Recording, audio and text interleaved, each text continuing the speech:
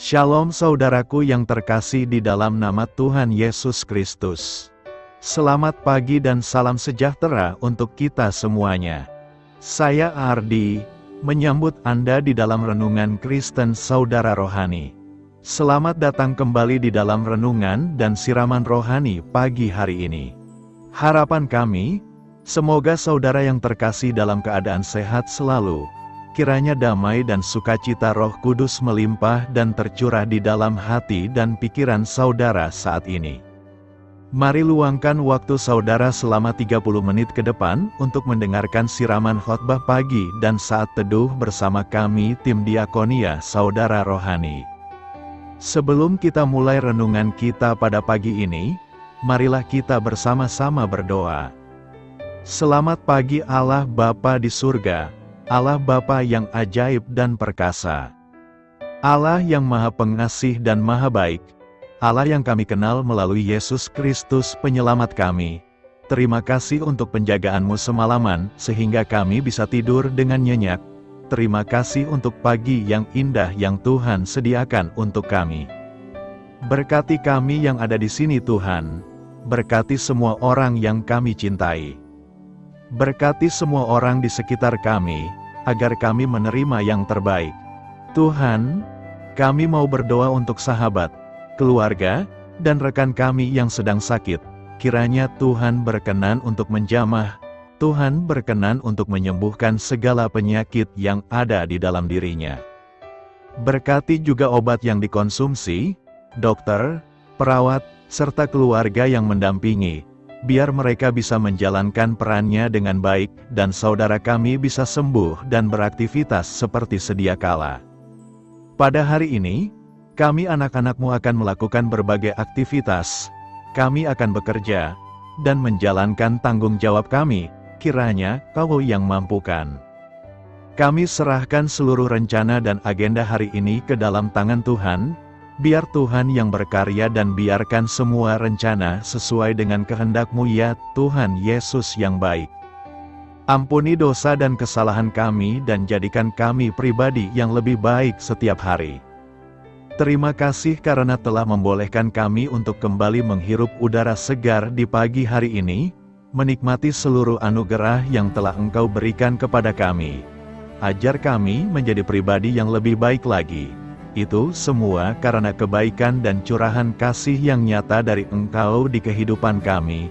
Demikian permohonan singkat kami saat ini. Hadirlah Tuhan di dalam ibadah kami pagi hari ini. Haleluya. Dalam nama Tuhan Yesus, aku sudah berdoa. Amin. Sahabat pendengar saudara rohani, pembacaan ayat emas Alkitab renungan kita hari ini terambil dari kitab Yesaya 35 ayat 1 sampai dengan ayat 7. Padang gurun dan padang kering akan bergirang, padang belantara akan bersorak-sorak dan berbunga, seperti bunga mawar ia akan berbunga lebat, akan bersorak-sorak, ia bersorak-sorak dan bersorak-sorai. Kemuliaan Libanon akan diberikan kepadanya, semarak Karmel dan Saron, mereka itu akan melihat kemuliaan Tuhan, semarak Allah kita. Kuatkanlah tangan yang lemah lesu dan teguhkanlah lutut yang goyah. Katakanlah kepada orang-orang yang tawar hati, kuatkanlah hati, janganlah takut, lihatlah, Allahmu akan datang dengan pembalasan dan dengan ganjaran Allah, Ia sendiri datang menyelamatkan kamu. Pada waktu itu mata orang-orang buta akan dicelikkan, dan telinga orang-orang tuli akan dibuka. Pada waktu itu orang lumpuh akan melompat seperti rusa, dan mulut orang bisu akan bersorak-sorai, sebab mata air memancar di padang gurun, dan sungai di padang belantara, tanah pasir yang hangat akan menjadi kolam, dan tanah kersang menjadi sumber-sumber air. Di tempat serigala berbaring akan tumbuh tebu dan pandan. Ayat renungan kita pada pagi hari ini terambil dari kitab Yesaya 35 ayat 1 sampai dengan ayat 7. Inti dari ayat emas renungan kita adalah, padang belantara akan bersorak-sorak dan berbunga. Mari kita mulai renungan pagi kita. Kata-kata bijak yang dapat kita petik adalah, Padang belantara yang rimbun.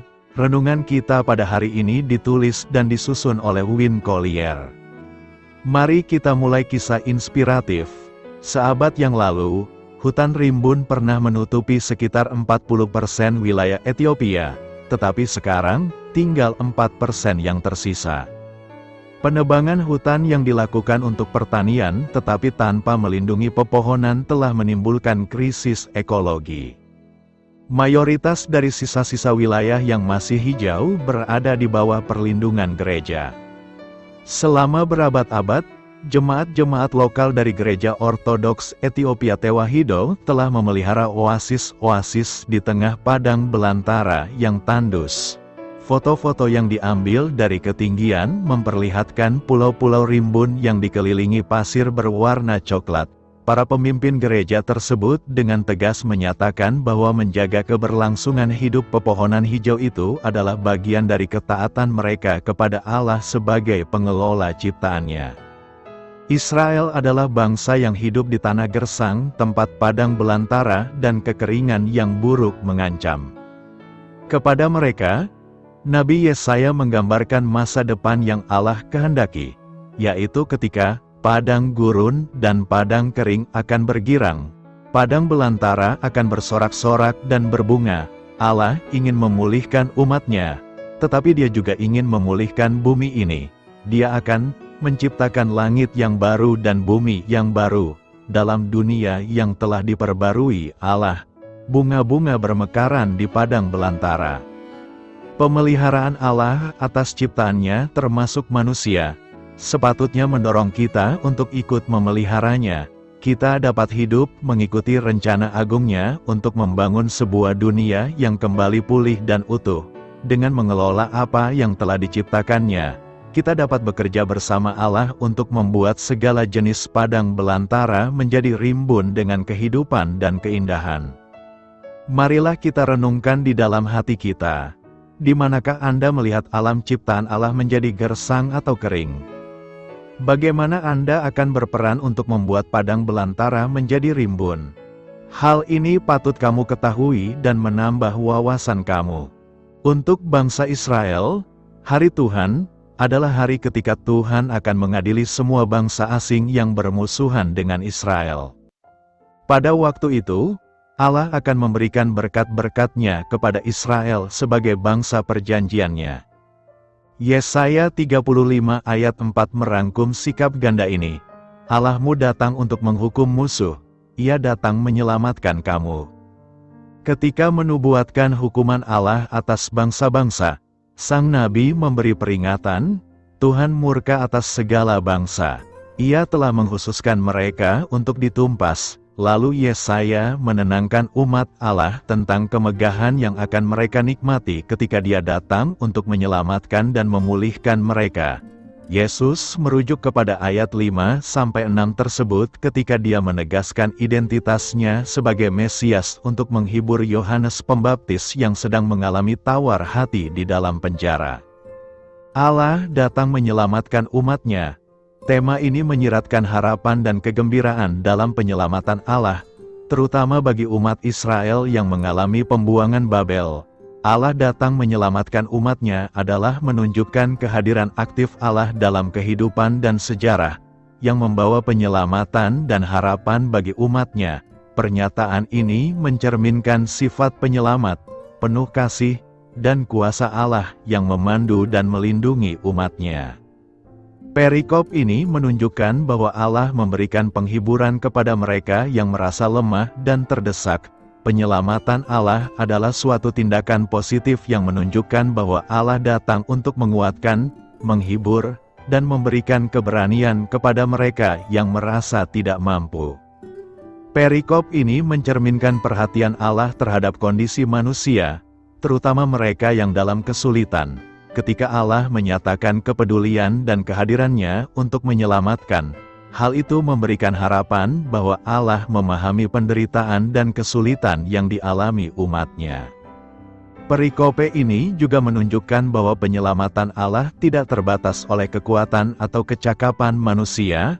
Allah datang untuk menyelamatkan bahkan ketika manusia berada dalam keadaan lemah dan rentan. Ini menciptakan gambaran penyelamatan yang tidak bergantung pada kemampuan manusia, melainkan pada kekuatan dan kasih Allah.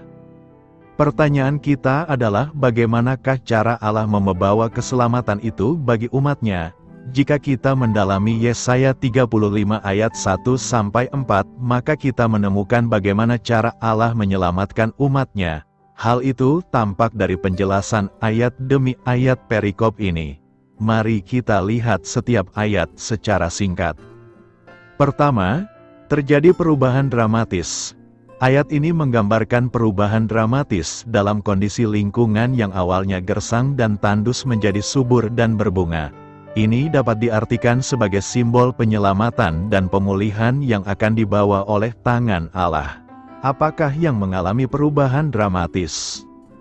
Padang gurun dan tanah kering, yang secara alami cenderung gersang dan tandus, akan bergirang karena adanya penyelamatan Allah yang membawa kehidupan dan kesuburan. Tumbuhnya bunga mawar seringkali diartikan sebagai simbol keindahan dan kebangkitan. Dalam konteks ini, bunga mawar menggambarkan kemegahan dan kehidupan yang baru setelah proses penyelamatan. Terjadi pemulihan spiritual dan fisik. Kesukacitaan ini tidak hanya bersifat fisik tetapi juga rohaniah. Penyelamatan Allah tidak hanya membawa pemulihan pada tanah, tetapi juga memberikan kehidupan yang baru dan pemulihan spiritual bagi umatnya. Dengan demikian, frasa padang gurun dan tanah kering akan bergirang, menciptakan citra kegembiraan dan sukacita dalam respons alam dan umat manusia terhadap penyelamatan dan pemulihan Allah. Ini adalah bagian dari pesan nubuat yang menyampaikan harapan dan kegembiraan akan datangnya tindakan penyelamatan yang luar biasa. Kedua, reaksi umat Allah. Ayat ini menggambarkan reaksi sukacita dan kegembiraan umat Allah karena melihat tanda-tanda penyelamatan yang akan dibawa oleh Allah.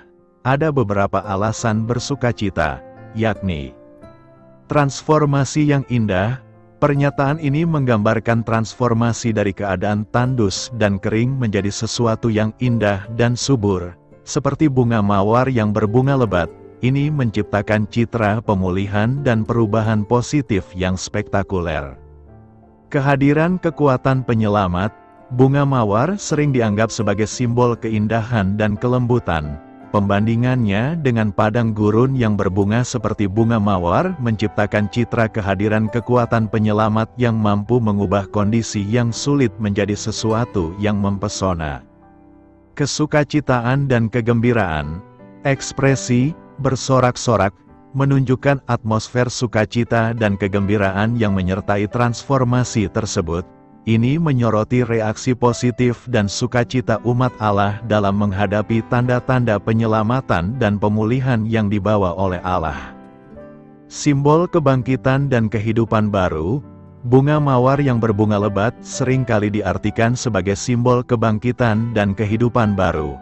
Pembandingan ini dapat mencerminkan janji kehidupan baru yang diberikan oleh Allah kepada umatnya.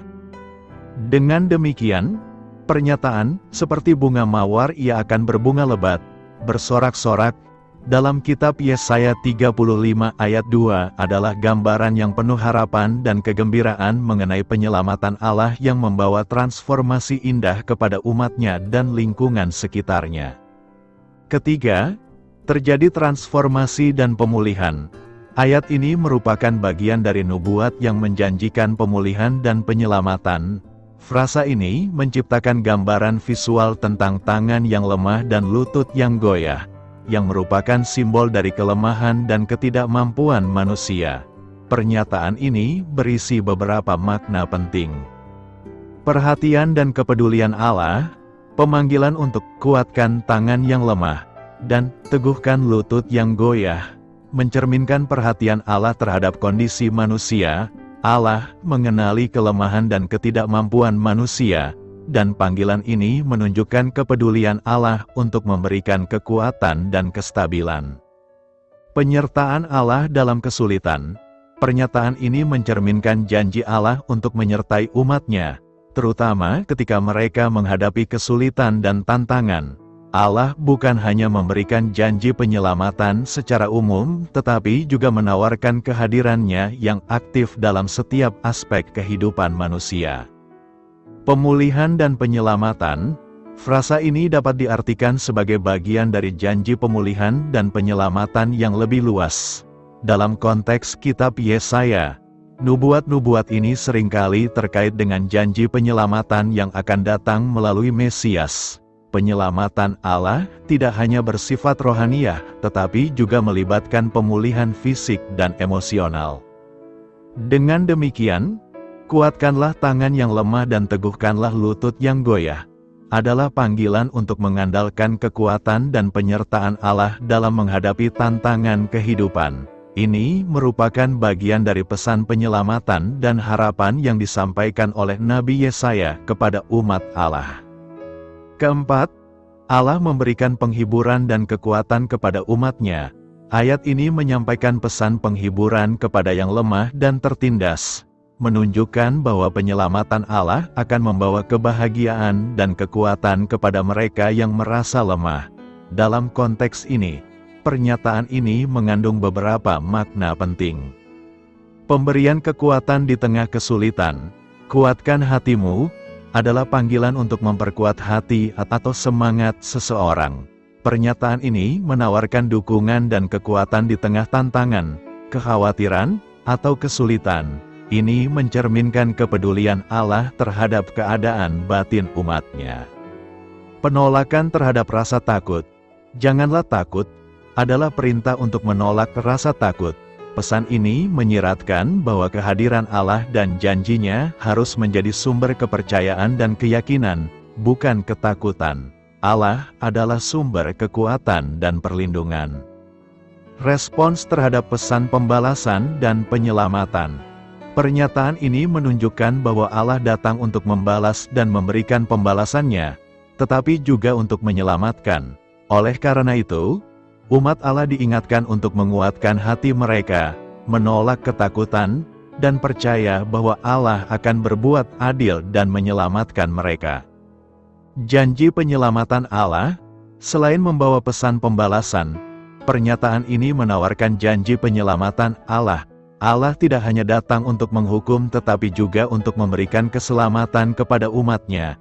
Ini menciptakan citra Allah yang penuh kasih dan adil. Secara keseluruhan, kuatkan hatimu, janganlah takut, adalah panggilan untuk mempercayai Allah di tengah-tengah ketidakpastian dan rasa takut. Ini mengingatkan umatnya bahwa Allah adalah sumber kekuatan, perlindungan, dan penyelamatan, dan bahwa mereka dapat mengandalkannya dalam setiap situasi. Renungkan, apa yang hendak kita renungkan saat ini? Dari pernyataan penulis kitab Yesaya 35 ayat 1-4 yang membahas tema, Allah datang menyelamatkan umatnya, terdapat beberapa hal yang dapat direnungkan. Pertama, ada harapan dalam kesulitan. Penulis kitab Yesaya menawarkan gambaran harapan dan penyelamatan Allah di tengah-tengah kesulitan dan penderitaan. Pada saat umat Allah menghadapi tantangan atau keadaan sulit, pesan ini mengajak untuk tetap mempercayai bahwa Allah datang untuk menyelamatkan. Kedua, ada transformasi dan pemulihan. Gambaran tentang padang belantara yang berbunga dan wilayah yang tadinya tandus menjadi subur mencerminkan kekuatan penyelamatan Allah untuk mentransformasi keadaan yang sulit menjadi sesuatu yang indah dan subur. Ini mengajarkan bahwa Allah memiliki kuasa untuk memulihkan dan mengubah keadaan yang tampak tidak mungkin. Ketiga, kita akan merasakan sukacita dalam pengharapan. Pernyataan tentang kegembiraan, sukacita, dan syukur menciptakan citra umat Allah yang bersorak-sorai karena menyaksikan tanda-tanda penyelamatannya. Ini mengajarkan bahwa pengharapan dalam Allah membawa sukacita yang sejati, tidak hanya bergantung pada keadaan eksternal. Secara keseluruhan, pernyataan ini mengajak untuk merenungkan bahwa Allah adalah penyelamat yang setia, dan meskipun umatnya mungkin menghadapi kesulitan, Allah memiliki rencana penyelamatan yang indah dan penuh harapan. Karena itu, khotbah ini mengajak untuk mempercayai bersukacita, dan hidup dalam pengharapan akan Allah yang menyelamatkan. Kuatkanlah hati, jangan takut. Yesaya 35 ayat 4 berkata, katakanlah kepada orang-orang yang tawar hati, kuatkanlah hati, janganlah takut, lihatlah, Allahmu akan datang dengan pembalasan dan dengan ganjaran Allah. Ia sendiri datang menyelamatkan kamu. Firman hari ini mengajarkan kepada kita, bahwa kita harus selalu menguatkan hati. Apapun terjadi, tetap percayakan kepada Tuhan dan hanya selalu bersandar kepadanya. Tetapi, mampukah kita selalu berpegang padanya dan tetap percaya kuasa Tuhan mampu menyelamatkan kita jika badai kehidupan silih berganti? Pasti kita mampu dengan mengandalkan kuasa tangan Tuhan. Rasa takut membuat orang lemah, namun, semakin kita berjuang melawan rasa takut, maka Tuhan berkata kepada kita, kuatkan hatimu dan akan memberikan pertolongan kepadamu. Nabi Yesaya berkata hanya Tuhan sendiri yang akan menyelamatkan kita dan mengubah keadaan kita. Untuk itu kita haruslah mempunyai keteguhan hati karena jalannya tidak selalu mudah. Hal ini menggambarkan adanya perubahan situasi dari hal yang menakutkan menjadi sukacita melalui kehadiran Tuhan. Sukacita karena Allah sendiri akan membuat suatu perubahan yang sangat sulit dikerjakan oleh manusia. Perubahan ini semakin dinyatakan melalui ayat 5-6a berkata, pada waktu itu mata orang-orang buta akan dicelikkan, dan telinga orang-orang tuli akan dibuka. Pada waktu itu orang lumpuh akan melompat seperti rusa, dan mulut orang bisu akan bersorak-sorai. Sukacita karena Allah akan membuat alam menjadi sumber kehidupan dan kesegaran. Pekerjaan dan karya Allah semakin kita pahami melalui ayat 6b-7 berkata, sebab mata air memancar di padang gurun, dan sungai di padang belantara, tanah pasir yang hangat akan menjadi kolam, dan tanah kersang menjadi sumber-sumber air, di tempat serigala berbaring akan tumbuh tebu dan pandan. Hal ini menyatakan adanya pembaruan ajaib yang jauh melebihi kuasa siapapun dan sanggup memberikan sukacita yang sangat luar biasa. Rasa takut adalah salah satu pergumulan yang pada umumnya dialami oleh umat manusia. Rasa takut dapat menghinggapi siapa saja, termasuk orang yang beriman. Dalam menghadapi situasi kehidupan saat sulit, seringkali kita menjadi takut bahkan cenderung menjadi putus asa dan apatis. Mungkin karena kondisi ekonomi yang sulit, rumah tangga yang hancur, pekerjaan yang tak menentu, jodoh yang tak kunjung datang, sakit penyakit yang tak sembuh, kehilangan orang-orang yang dikasihi, perasaan tertolak, kekecewaan. Namun dalam kondisi demikian firman Tuhan mengingatkan kita, jangan takut, kuatkan hatimu. Sebab kita memiliki Tuhan yang baik dan sanggup menyelamatkan kita dari segala macam masalah ketakutan dan pergumulan hidup. Segala perkara pasti dapat kita tanggung di dalam Dia yang memberi kekuatan. Janganlah takut menghadapi aneka macam masalah, tantangan dan hambatan dalam hidup kita. Dalam kesusahan setiap orang membutuhkan jalan keluar. Pertolongan hanya ada pada Yesus. Dia sanggup menyelamatkan dan memberikan sukacita yang sesungguhnya. Andalkan Tuhan dalam pergumulan dan kesusahan dan jangan mengandalkan diri sendiri, teman, keluarga, harta dan pangkat. Jika kita mengandalkan Tuhan akan terjadi perubahan. Kita akan menjadi pemenang dalam iman dan memiliki pengharapan bahwa hari esok lebih baik. Tuhan datang menyelamatkan kita. Keselamatan yang dari Allah akan membawa pemulihan, mencelikkan mata rohani yang buta, membuka telinga yang tuli, menggerakkan kaki lumpuh kita untuk pergi dan datang kembali menyembah Tuhan dan membuat mulut kita mampu menyuarakan kebenaran dan mewartakan perbuatan besar Tuhan. Allah tidak pernah meninggalkan dan melupakan umat-Nya. Tuhan kita adalah penolong yang setia. Marilah kita menaruh pengharapan kita senantiasa kepada Tuhan. Jangan takut dan tawar hati akan situasi hidup kita hari ini dan hari esok. Kita memiliki Allah yang luar biasa, yang mampu datang dengan kekuasaannya yang tidak terbatas untuk menyelamatkan kita. Oleh karena itu, sudah sepantasnya kita juga mengabarkan berita sukacita itu kepada orang lain yang membutuhkan, kepada orang-orang yang tangannya sudah lemah lesu, kepada orang-orang yang lututnya sudah goyah.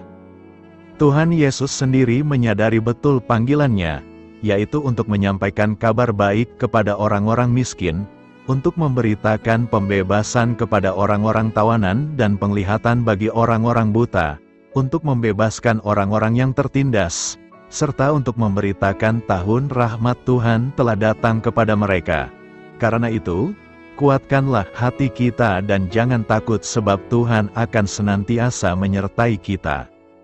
Apakah jalan raya kekudusan? Frasa spesifik jalan raya kekudusan hanya ditemukan satu kali dalam kitab suci, yaitu dalam Yesaya 35. Dalam pasal ini, Allah berjanji bahwa di masa depan, tanah Israel akan diberkati dengan kesuburan dan padang gurun akan bergembira dan berbunga seperti bunga mawar. Nubuatan Yesaya tentang kerajaan Mesianis juga mendorong mereka yang lemah dan penakut untuk menjadi kuat. Karena Allah akan datang dengan pembalasan untuk menyelamatkan umat Israel yang telah lama tertindas, akan ada kegembiraan dan sorak-sorai sukacita ketika Sion yang baru dan dipulihkan akan melihat kemuliaan Allah, mengalami kehadirannya, dan dibimbing serta dilindungi olehnya. Pada saat kerajaan itu didirikan, akan ada jalan raya di sana, itu akan disebut jalan kekudusan. Jalan raya kekudusan tidak harus berupa jalan raya harfiah. Inti dari nubuatan ini adalah bahwa Tuhan akan menghilangkan semua hambatan dan memperlancar jalan bagi umatnya, sehingga memungkinkan mereka untuk mengakses berkat-berkat kerajaan. Beberapa orang menunjuk pada penggenapan nubuatan ini dengan kembalinya orang-orang Yahudi dari pembuangan di Babilonia dan Persia. Namun bahasa Yesaya 35 memberikan konteks yang lebih luas, termasuk penyembuhan fisik dan berkat lingkungan. Jalan raya kekudusan juga dapat dilihat merujuk pada jalan Kristus, jalan anugerah yang berdaulat yang menebus kita dari dosa. Jalan raya kekudusan mempunyai 3 ciri penting. Yang pertama ditemukan dalam Yesaya 35 ayat 8 berkata, itu adalah bagi mereka yang berjalan di jalan itu. Orang yang najis tidak akan menempuh perjalanan itu. Orang bodoh yang jahat tidak akan melakukan hal itu. Jalan raya kekudusan adalah tempat kekudusan. Itu diperuntukkan bagi orang-orang yang bertakwa di sisi Allah. Tidak seorang pun yang memasuki kerajaan itu akan menjadi bodoh atau berdosa. Hanya Kristus yang menyediakan jalan kekudusan.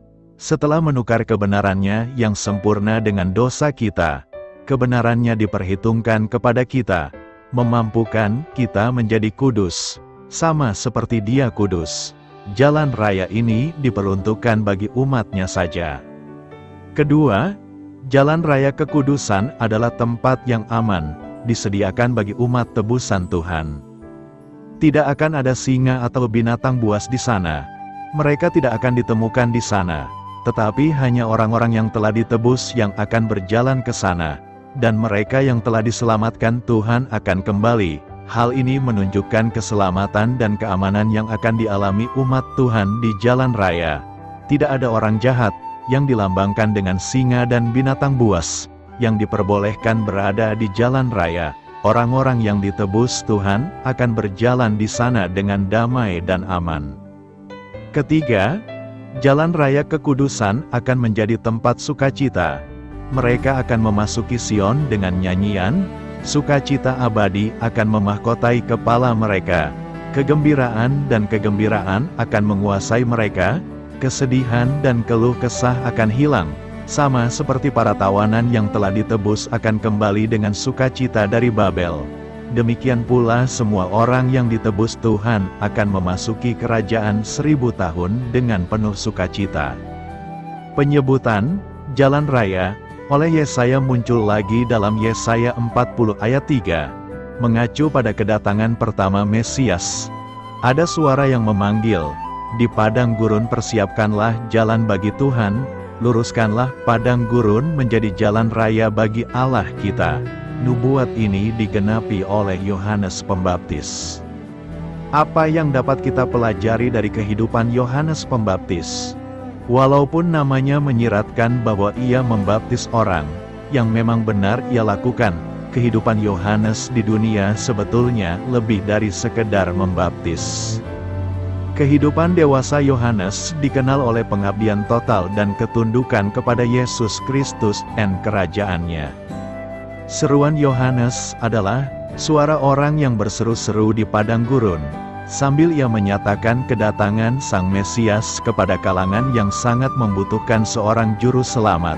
Ia menjadi pendahulu dari penginjil pada masa ini ketika ia membagikan kabar baik tentang Yesus Kristus tanpa malu. Ia adalah manusia yang dipenuhi iman dan seorang teladan bagi kita yang ingin berbagi iman kita kepada orang lain. Hampir semua orang, baik orang percaya maupun orang tidak percaya, pernah mendengar nama Yohanes Pembaptis. Ia merupakan salah satu sosok yang paling terkenal di dalam Alkitab. Meskipun Yohanes dikenal sebagai pembaptis, ia merupakan nabi berikut yang dipanggil Allah sejak Maleaki sekitar 400 tahun sebelum kelahirannya. Kedatangan Yohanes dinubuatkan 700 tahun sebelumnya oleh nabi lain. Di dalam Yesaya 40 ayat 3-5 disebutkan, ada suara yang berseru-seru, "Persiapkanlah di padang gurun jalan untuk Tuhan, luruskanlah di padang belantara jalan raya bagi Allah kita."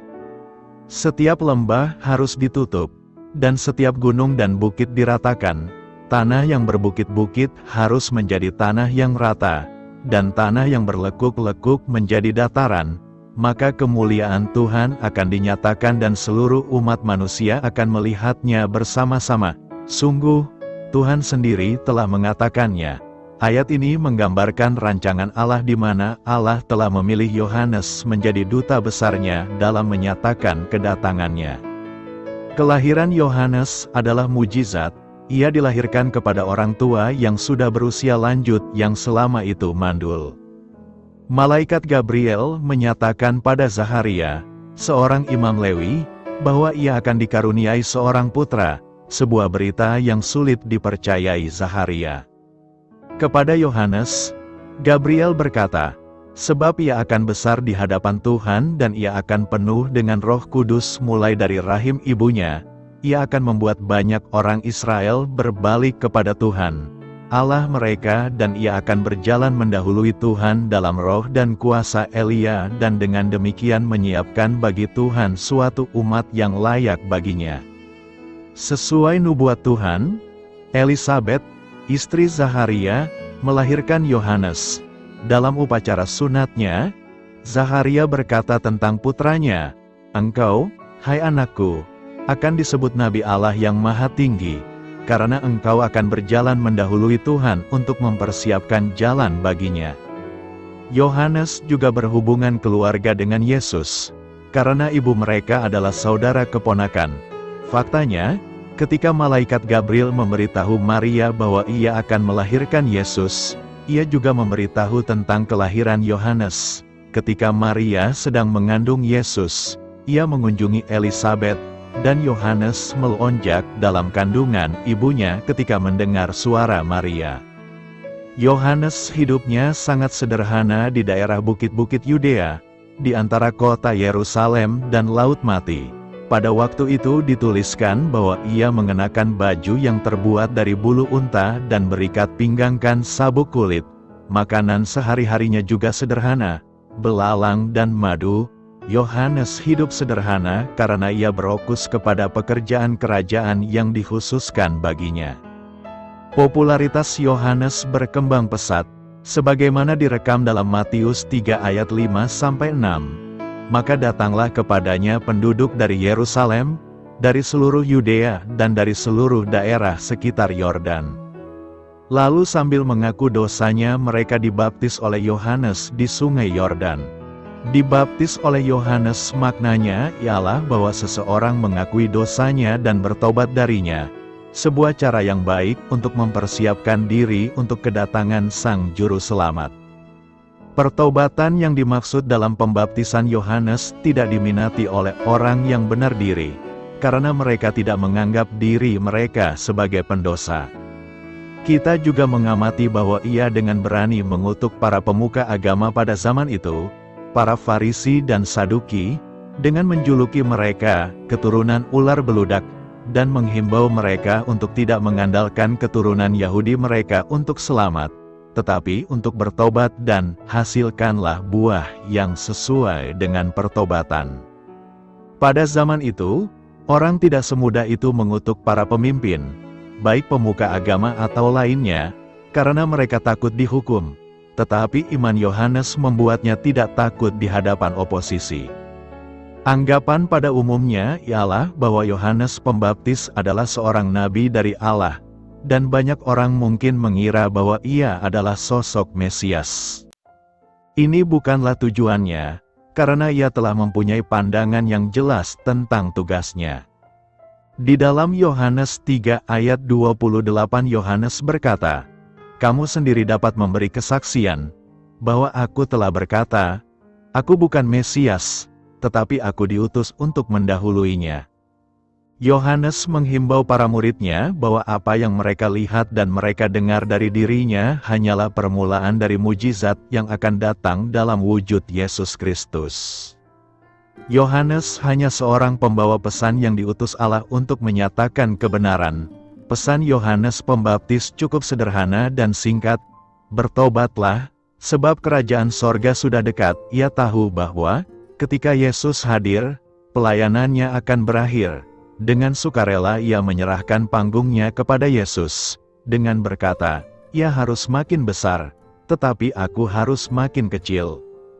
Mungkin tidak ada teladan yang lebih rendah hati daripada Yesus dan Yohanes di dalam Matius 3 ayat 13-15. Yesus datang dari Galilea untuk dibaptis oleh Yohanes di Sungai Yordan.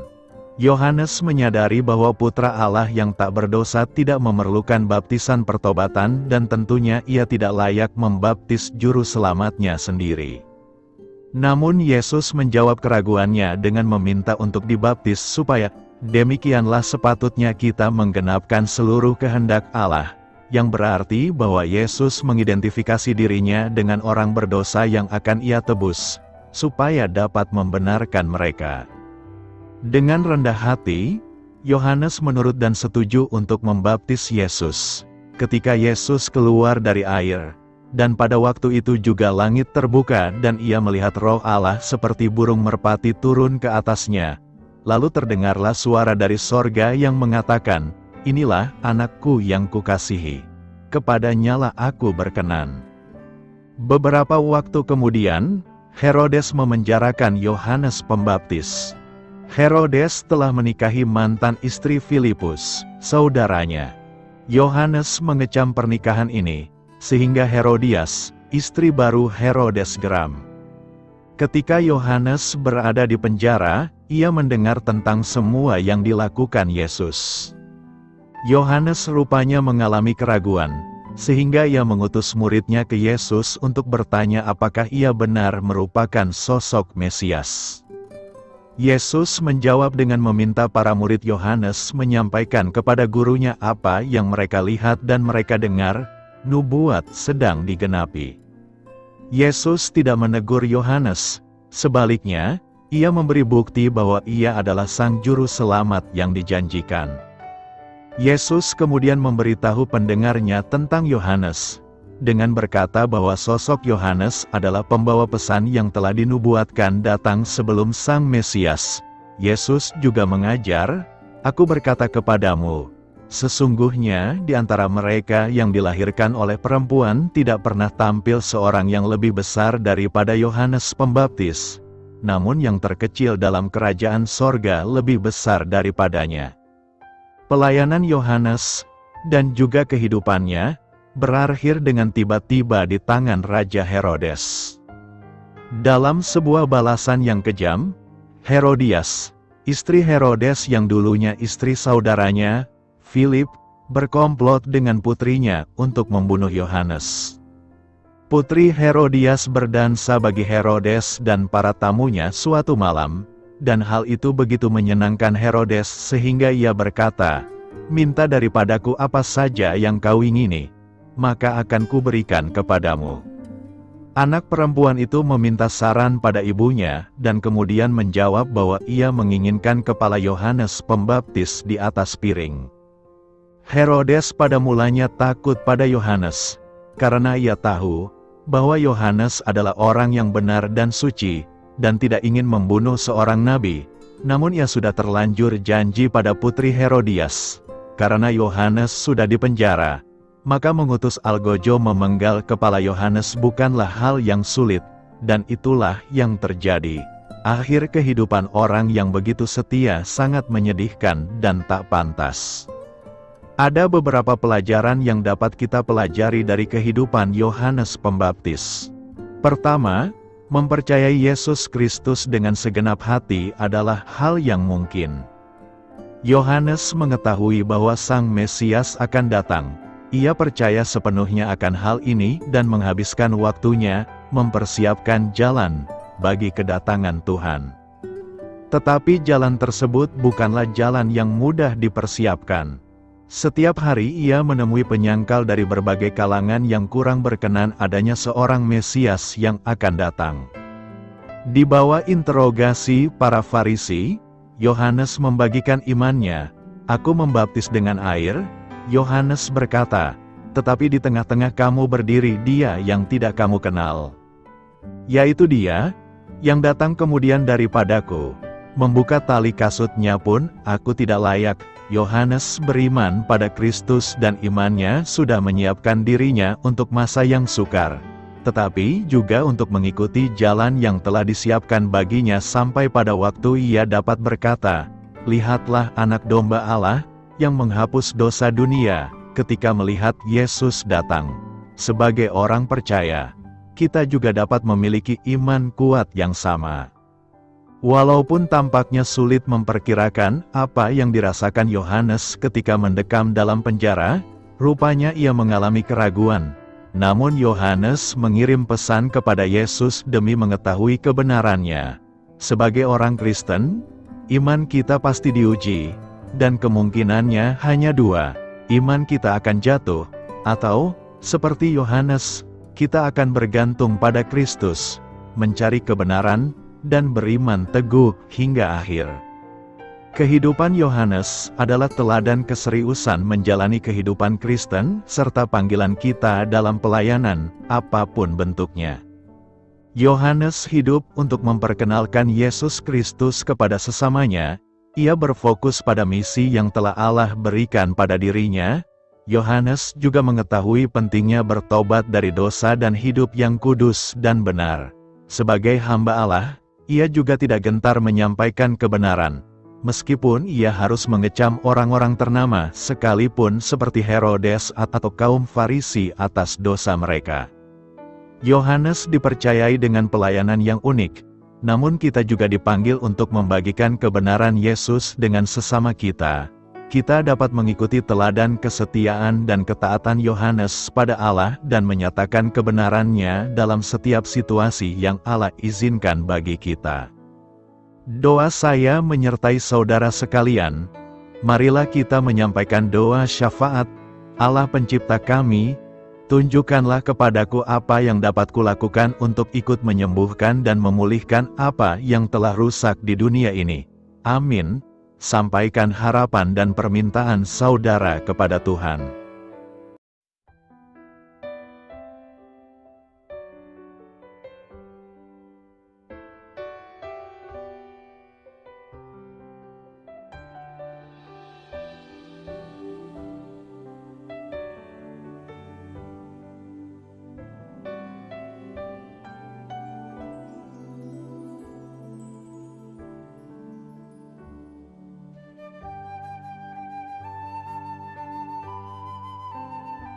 Marilah kita renungkan sahabat saudara rohani.